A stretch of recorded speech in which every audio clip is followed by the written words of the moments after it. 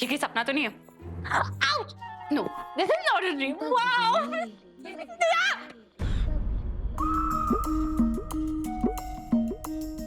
तुम हमारी बातें छिपकर सुन रही थी? हाँ, तो उसमें क्या है? मैं तो वैसे भी अच्छी बेइज्जती होने का फर्ज निभा रही थी। तुझे और तेरे पति को रोमांस करने का मौका दे रही थी।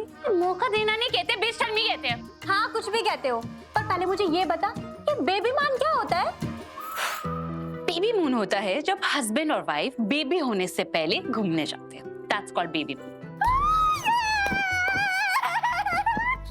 इसका मतलब कि मैं भी स्विट्जरलैंड जाऊंगी। वहाँ तो कितनी ठंड होती होगी ना, ठंडे ठंडे पहाड़। मेरे पास तो गर्म कपड़े भी नहीं है, मुझे बहुत सारे गर्म कपड़े लेने पड़ेंगे। तू शॉपिंग पे जाएगी ना? कब जाएंगे शॉपिंग पे? मेरे को भी लेके चल। चल। क्या? वहाँ तुम नहीं चल सकती, वहाँ सिर्फ हस्बैंड और वाइफ जाते, समझी? अरे वो हनीमान होता है जहाँ पर पति और पत्नी जाते हैं। बेबी मान तो मम्मी और पापा जाते हैं ना। तो मम्मी कौन बनने वाला है? मैं ना, तो मैं जाऊंगी स्विट्जरलैंड। वहाँ तो कितना मजा आएगा। वैसे अगर तुझे जाना है ना, तो तू भी साथ में घूमने फिरने के लिए चल सकती है। मुझे कोई प्रॉब्लम नहीं है। तुम्हारा दिमाग खराब हो गया है क्या? मैं तुम्हें हमारी ये ट्रिप खराब करने नहीं दूंगी, समझी?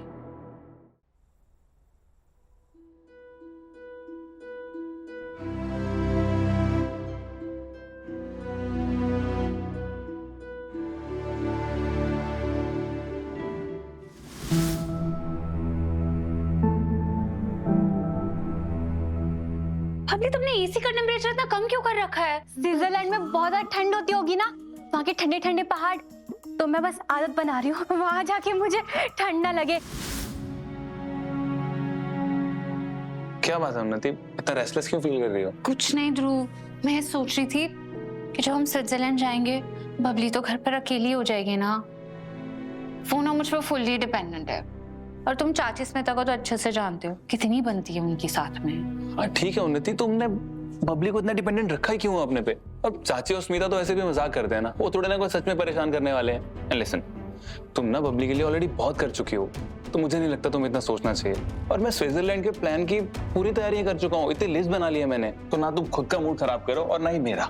हाँ, ये ना मेरा पहला फॉरेन ट्रिप है, तो मैं इसे मेरे, तुम्हारे और हमारे बच्चे के साथ बहुत स्पेशल बनाना चाहता हूँ। I am to excited for this. हाँ ध्रुव, मैं भी एक्साइटेड हूँ। हम ना वो चॉकलेट फैक्ट्री भी हमारी लिस्ट में डालेंगे, जाएंगे वहां पे। ऑलरेडी डाल दिया मैंने। अब ये स्विट्जरलैंड जाने के प्लान को कैंसिल कैसे करूं?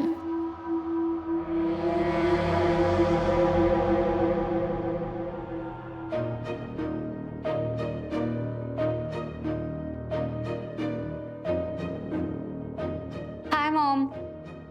हाँ, मैंने डिनर कर लिया। आपने भी मेडिसिन ली ना मॉम? ऑफ कोर्स मॉम, मैं आपसे मिलने आऊंगी। मैं जानती हूँ आप मुझसे कितना मिलना चाहती हैं। कल परसों पक्का मॉम। बाय।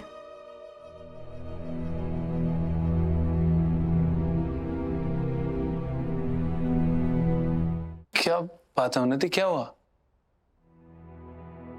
वो ध्रुव, मॉम से इतने सालों बाद मिले हूँ, तो समझ ही नहीं आ रहा मैं उन्हें कैसे बताऊँ कि मैं उनसे इतनी दूर जा रही हूँ। उन्नति, तुम विदा होके थोड़ा हमेशा के लिए स्विट्जरलैंड जा रही हो, बस 3 हफ्ते की बात है, फिर वापस आ जाओगी तुम नहीं समझोगे, इतने सालों बाद मैं अपनी मॉम से मिली हूँ, और मेरे लिए ना अभी 3 हफ्ते भी 3 साल जैसे लग रहे हैं। ठीक है, तो क्या चाहते हो तुम?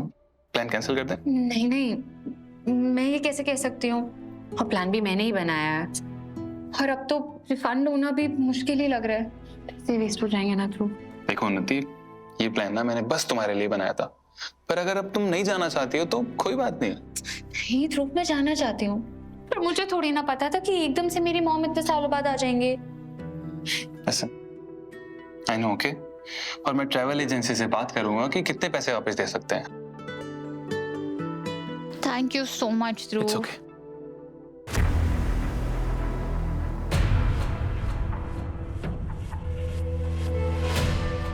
तुम क्यों चाहोगी कि उनकी याददाश्त वापस आ जाए?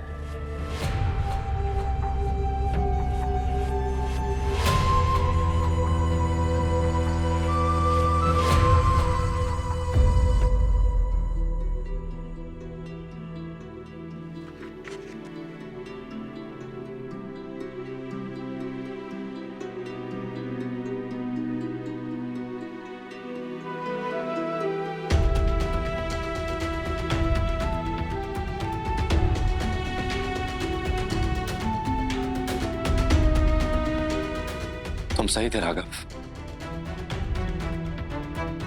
मैं चाहता ही नहीं कि माँ की याददाश्त वापस आ जाए, क्योंकि मैं जानता था कि अगर ऐसा हुआ तो माँ मुझे छोड़ के चली जाएगी और मैं हमेशा हमेशा के लिए अकेले हो जाऊंगा। एक यही तो थी मेरे पास, मेरी जीने की वजह, मेरी सारी खुशियां,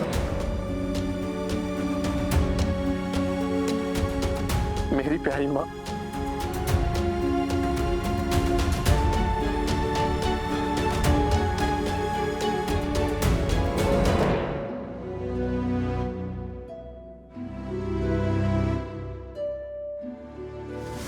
Say cheese. 1, 2, 3.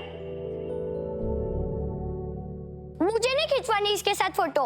रोहित, अच्छा, इस बार नहीं बिगाड़ूंगा पक्का। 1, 2, 3.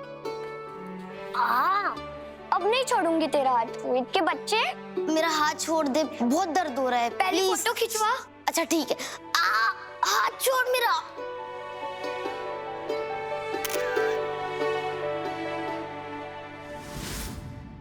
जब से मैं वापस आया हूं,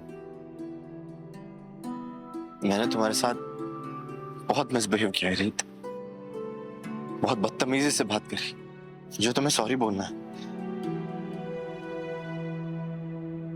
क्या कर रहा है रोहित? उसके खड़ूस हस्बैंड के बारे में तो सोच। अगर इस टाइम उसे कॉल करेगा तो वो गलत समझेगा। एक काम करता हूं, कल मिलके तुम्हें सॉरी बोलूंगा सामने से। क्या जानलेवा गर्मी है। वीरेन, तेरी गाड़ी में एसी नहीं है, चला ना एसी। माँ आप भी तो एसी से उतना ही दूर बैठो जितना मैं। आप कुछ चला लो ना। तूने देखा है कैसे राघव नीता पे जान छिड़कता है? तू अपनी माँ के लिए एसी नहीं चला सकता? माँ राघव की माँ भी उसके लिए जान देती है, उसे कहकर किसी की जान लेती नहीं है। तो आप ना अपने आप को उनसे कंपेयर तो बिल्कुल मत करो। बात बंद कर, एसी चला। आप खुद ही चला लो। अब तो तू ही चलाएगा।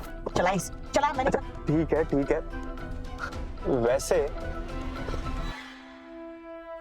आप अपना मुकाबला नीता चावला से कर रहे हो। उनका स्किन देखा है आपने? कितना ग्लो करता है, और आपके चेहरे पे तो झुर्रियां पड़ रही हैं। तेरी नजर कमजोर हो गई है, ठीक से देख। मेरी स्किन बहुत ब्यूटीफुल और एकदम मुलायम है। और वैसे भी वो नीता अपनी बाहरी सुंदरता से क्या कर लेने वाली है, क्योंकि अब जो मैं करने वाली हूँ उससे उसका पूरा दिमाग खराब हो जाने वाला है। कहाँ रह गया ये?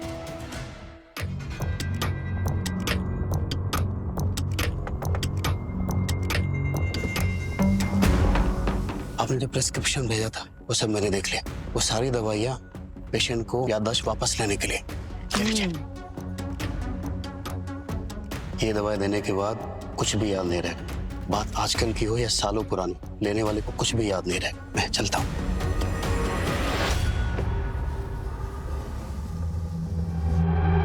माँ मुझे ना बहुत खतरा लग रहा है इस काम में। ये ऐसे दवाइयाँ बदलना, रीत और राघव को पता चल गया ना अगर, तो हमारी खैर नहीं है। काली जुबान चुप कर, किसी को कुछ पता नहीं चलेगा। बस तू अपना मुंह बंद रखना। चल जल्दी घर चल। आप जैसे मुझे बात पे हुक्म देते हो ना माँ, मुझे अच्छा नहीं लगता। समझ में नहीं आता कि आप मेरी माँ हो या बॉस। माना कि नीता चावला घर में वापस आ गई, उससे आप डरने लगे हो। इसका मतलब ये थोड़ी ना कि आप हमेशा मुझे भी डराते रहोगे। सुन, मुंह चलाने से गाड़ी नहीं चलती, गाड़ी चलाने से चलती है। जल्दी घर चल, नीता को ये दवाइयाँ देनी है। हाँ चलो।